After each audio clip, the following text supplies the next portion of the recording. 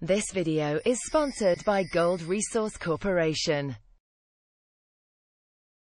Once upon a time, we used gold, or paper that represented safely stored gold, as money.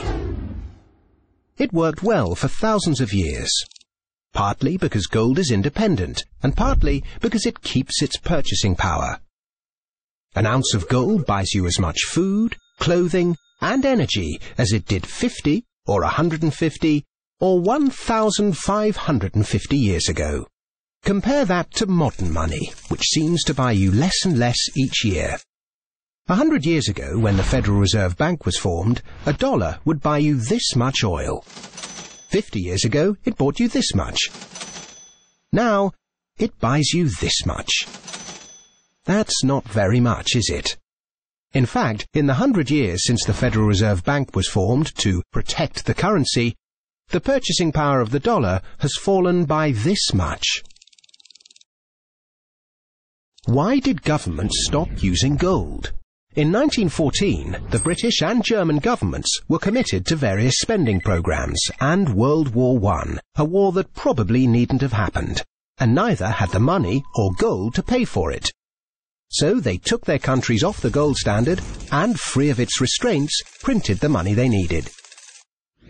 In 1971, the American government was committed to various spending programs and Vietnam, a war that probably needn't have happened. And it didn't have the money or gold to pay for it, so it took America off the gold standard and, free of its restraints, printed the money it needed. Sound familiar?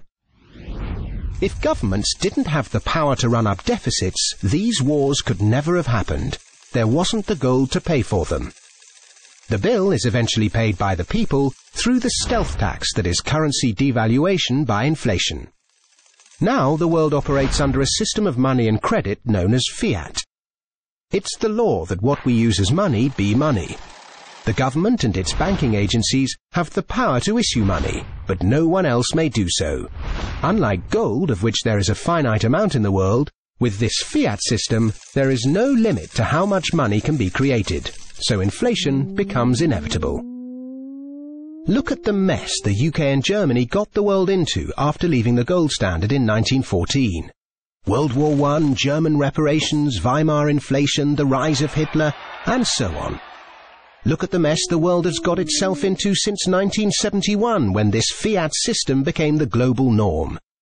An endless sea of wars, debt, poverty, social inequality, economic bubbles, rampant consumerism, and environmental rape.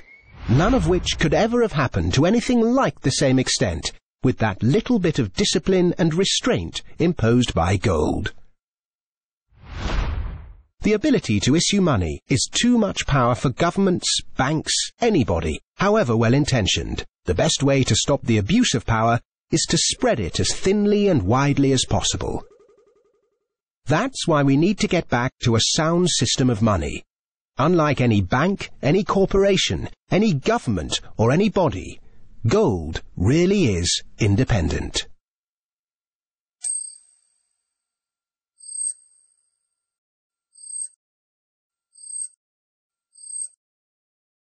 That video was sponsored by Gold Resource Corporation. For more information about our gold mining operations, please visit goldresourcecorp.com.